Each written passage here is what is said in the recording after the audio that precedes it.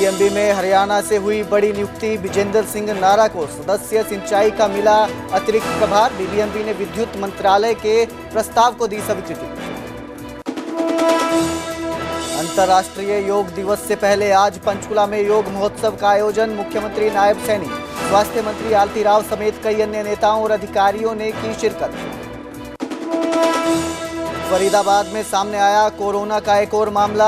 अब 4 मरीजों में कोरोना का संक्रमण। पंजाब को फिरोजपुर में अंबाला से आए शख्स को कोरोना।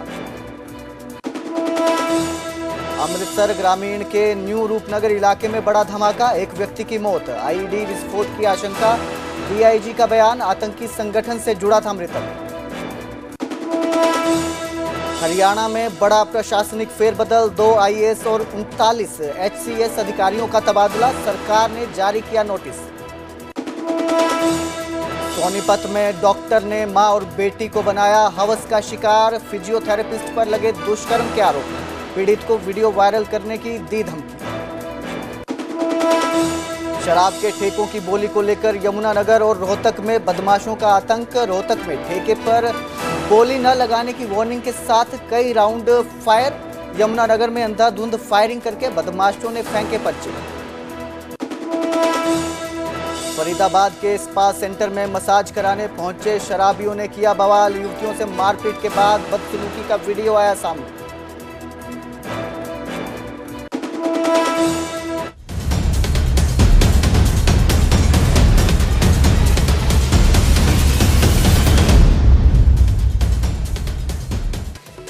आगे बढ़ेंगे, बात करेंगे बीबीएमबी की। बीबीएमबी में हरियाणा से बड़ी नियुक्ति हुई है। विजेंद्र सिंह नारा को सदस्य सिंचाई का अतिरिक्त प्रभार जो है वो सौंपा गया है। बीबीएमबी ने अहम नियुक्ति को ये मंजूरी दी है। मंत्रिमंडल की नियुक्ति समिति ने प्रस्ताव को ये मंजूरी दी है। विद्युत मंत्रालय के प्रस्ताव को भी स्वीकृति दी है। मंत्रिमंडल की नियुक्ति समिति ने विद्युत मंत्रालय के प्रस्ताव को स्वीकृति देते हुए बीएस नारा, मुख्य अभियंता, बीबीएमबी को सदस्य सिंचाई के पद पर अतिरिक्त प्रभार सौंपा। ये प्रभार 6 माह की अवधि के लिए या नियमित नियुक्ति होने तक या अगले आदेश तक जो है वो प्रभावी रहेगा।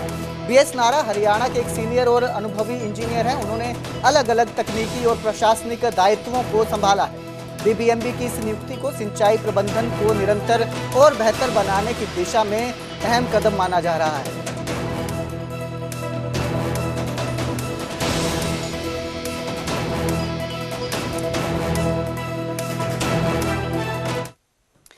विजेंद्र सिंह नारा जो है वो 10 जुलाई 2020 से बीबीएमबी के बीएसएल प्रोजेक्ट सुंदरनगर के चीफ इंजीनियर हैं। 10 जुलाई 2020 से पहले हरियाणा सिंचाई विभाग में सुपरिटेंडेंट इंजीनियर रहे। हरियाणा सिंचाई विभाग में केनाल नेटवर्क पुल निर्माण की जिम्मेदारी ली। बीएस नारा के पास बतौर इंजीनियर विभिन्न पदों पर 24 साल का अनुभव है। हाइड्रोलिक स्ट्रक्चर, एक्सकैवेटर, साइफोन में महारत हासिल है। तेजी से घटते भूजल स्तर सुधार के लिए सरकार के साथ कई स्कीमें बनाई हैं। उनके काम के लिए वित्त मंत्री ने 2017 में बीएस नारा को सम्मानित भी किया था।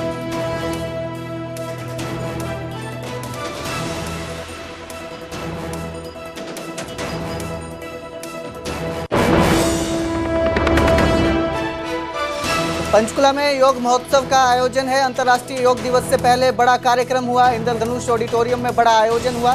सूर्य नमस्कार 2025 के विजेताओं को जो है वो सम्मान दिया गया।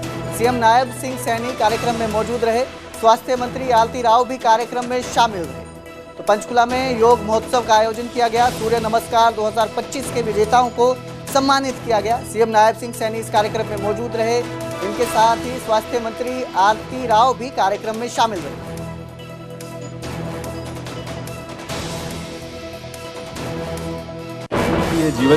यह योग महोत्सव एक विशेष महत्व रखता है, क्योंकि यह आगामी हम सब जानते हैं कि 21 जून को अंतर्राष्ट्रीय योग दिवस पूरी दुनिया मनाती है और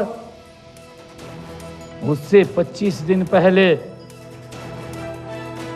इस योग को एक महोत्सव के रूप में मनाना और उत्सव के रूप में तो मनाना, हम यहाँ एकत्र आए हैं बल्कि हम यहाँ उन 264 चमकते हुए सितारे जिन्होंने अभी आपके सामने है कि जो हमारा सूर्य नमस्कार है उसके अंदर उपलब्धि प्राप्त की है, उनको भी सम्मानित करने का ये हमें अवसर मिला है। यह अपने आप में एक असाधारण प्रदर्शन हमारे बीच में जो योग साधक हैं ये उन्होंने दिखाया है, हम सबको इन्होंने गौरवान्वित किया है। आगे बढ़ेंगे, बात करेंगे फरीदाबाद की, जहां पर कोरोना का एक और नया मामला सामने आया। अब तक कुल 4 संक्रमित मरीज मिल चुके हैं। सिविल अस्पताल में कोरोना की टेस्टिंग शुरू कर दी गई है। अस्पताल में किट उपलब्ध करवाई गई है, डॉक्टर की नियुक्ति करवाई गई है। फरीदाबाद के सिविल अस्पताल में कोरोना की टेस्टिंग सुविधा शुरू कर दी गई है। अस्पताल प्रशासन ने जाँच के लिए विशेष व्यवस्था की है। कोरोना टेस्टिंग किट उपलब्ध करवाई गई है और एक चिकित्सक को विशेष रूप से इस कार्य के लिए नियुक्त किया गया है। सीएमओ ने लोगों से नियमों के पालन करने की अपील की है।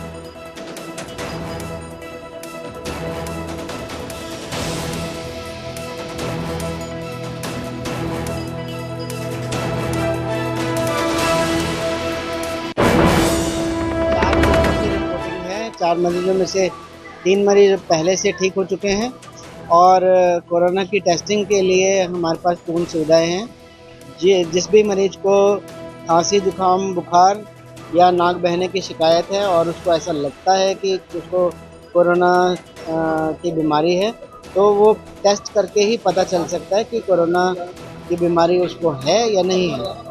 सर, टेस्टिंग सेंटर कहाँ बनाया गया है और क्या टेस्टिंग सेंटर बीके हॉस्पिटल की प्रेमिसेस में मलेरिया विभाग में बनाया गया है। वहाँ आकर के अपनी टेस्टिंग करवा सकते हैं। तो उधर करनाल में भी कोरोना ने दस्तक दी है। कोरोना के 2 एक्टिव केस सामने आए हैं। दोनों मरीजों का आइसोलेशन वार्ड में इलाज चल रहा है। दोनों मरीजों में तेजी से सुधार देखने को मिल रहा है। कोरोना की दस्तक से स्वास्थ्य विभाग अलर्ट है।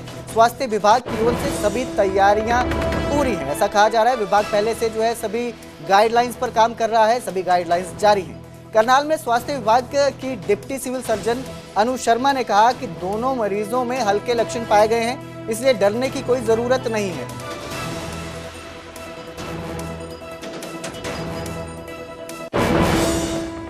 अभी करनाल जिले में 2 केसेस हैं जो एक्टिव केसेस हैं हमारे, और दोनों ही स्टेबल हैं, होम आइसोलेशन में हैं, स्वस्थ हैं। एज सच उनको बहुत ज़्यादा सिम्टम्स नहीं हैं और जो थोड़े बहुत खांसी जुकाम के लक्षण थे वो भी ठीक हो रहे हैं उनके। किस तरीके की इस बार देखने को मिल रहा है कोरोना का प्रभाव में, क्योंकि अचानक एकदम से मामले बढ़ रहे हैं? जो अभी तक देखने में आया है कि जितने भी केसेस हैं वो बहुत ज़्यादा सीवियर नहीं हैं। ओमिक्रॉन का जो वेरिएंट है वो माइल्ड वेरिएंट ही है अभी तक जो दिख रहा है। केसेस में लक्षण आ रहे हैं, टेस्ट करने पॉजिटिव आ रहे हैं, उसके बाद होम आइसोलेशन में ज़्यादातर लोग स्वस्थ हो जा रहे हैं। तो इतनी कोई डरने की बात नहीं है, सिर्फ हमें सावधान रहने की ज़रूरत है।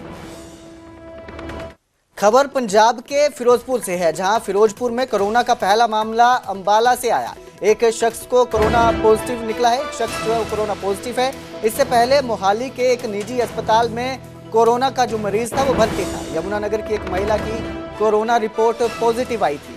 तो अंबाला से आया एक शख्स जो है वो कोरोना पॉजिटिव निकला है। फिरोजपुर में कोरोना का पहला मामला सामने आया है। अंबाला से जो ये शख्स आया था, इससे पहले यमुनानगर की एक महिला जो है उनकी रिपोर्ट कोरोना पॉजिटिव आई थी। तो अब पंजाब के फिरोजपुर में भी कोरोना का पहला मामला सामने आया है।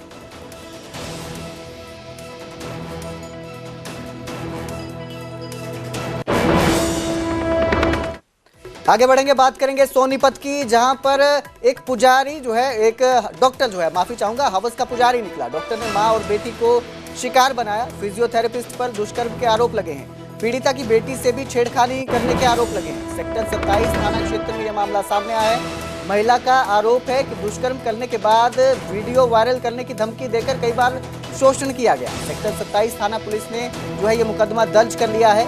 तो हवस का पुजारी निकला डॉक्टर जो है, सोनीपत का यह मामला है, जहां पर फिजियोथेरेपिस्ट पर दुष्कर्म के आरोप लगे हैं।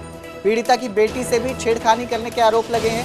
महिला का जो है दुष्कर्म करने के बाद वीडियो वायरल करने की धमकी देकर कई बार यौन शोषण किया गया। ये आरोप हैं जो फिजियोथेरेपिस्ट है उन पर लगे हैं। तो सेक्टर 27 थाना पुलिस ने मुकदमा दर्ज किया है। एक डॉक्टर के खिलाफ, फिजियोथेरेपिस्ट के खिलाफ ये जो है मुकदमा दर्ज किया गया है। 27 सोनीपत में शिकायत प्राप्त हुई थी, जिसमें एक महिला ने एक डॉक्टर पर उसके साथ दुष्कर्म व उसकी नाबालिग बेटी के साथ छेड़छाड़ के आरोप लगाए। शिकायत पर संज्ञान लेते हुए पुलिस ने तुरंत मामला दर्ज कर लिया है और मामले में तफ्तीश जारी। तो इस खबर पर ज्यादा जानकारी के लिए हमारे संवाददाता नितिन अंतिल हमारे साथ जुड़े हैं। नितिन, क्या कुछ अपडेट इस मामले में? जी बिल्कुल, मैं आपको बता दूं, सेक्टर 27 थाना क्षेत्र से यह मामला सामने आया, जहां एक मां के साथ रेप और बेटे के साथ छेड़खानी का मामला आया और किसी और पर नहीं बल्कि एक डॉक्टर पर लगा है जो फिजियोथेरेपिस्ट है। और बताया जा रहा है कि सेक्टर 27 थाना क्षेत्र में ही यह फिजियोथेरेपिस्ट का काम करता है। डॉक्टर राहुल इसका नाम है और शिकायत जो दी गई थी वो पुलिस आयुक्त को दी गई थी 12 जनवरी 2023 को। और उसके बाद जब पुलिस ने जांच के तहत जो तथ्य इकट्ठे किए गए, उसमें महिला ने बताया कि वह उसके जो उसने फिजियोथेरेपिस्ट का अपना सेंटर बना रखा था, वहां पर गई थी। वहां पर पिस्तौल के बल पर उसके साथ जो दुष्कर्म किया जाता है और उसके बाद से धमकी भी दी जाती है, अगर किसी को इस बारे में कोई जानकारी दी या कुछ बताया तो उसकी वीडियो वायरल कर दी जाएगी। और उसके बाद उसकी बेटी के साथ भी छेड़खानी होती है। पुलिस मामले में जाँच करती है और जाँच होने के बाद पुलिस ने इस मामले में मामला दर्ज कर लिया है। फिलहाल डॉक्टर फरार है, लेकिन पुलिस का कहना है कि 3 टीमों का गठन है, जल्द ही डॉक्टर को गिरफ्तार कर लिया जाएगा। जी बहुत बहुत शुक्रिया इस तमाम जानकारी के लिए नितिन, हमारे साथ जुड़ने के लिए धन्यवाद। तो सोनीपत से ये मामला सामने आया है, जहां पर एक डॉक्टर ने महिला के साथ दुष्कर्म के आरोप लगे हैं। एक डॉक्टर पर फिजियोथेरेपिस्ट है, पीड़िता की जो बेटी है उससे भी छेड़खानी करने के आरोप लगे हैं, जिसके बाद बताया जा रहा है कि डॉक्टर फरार है।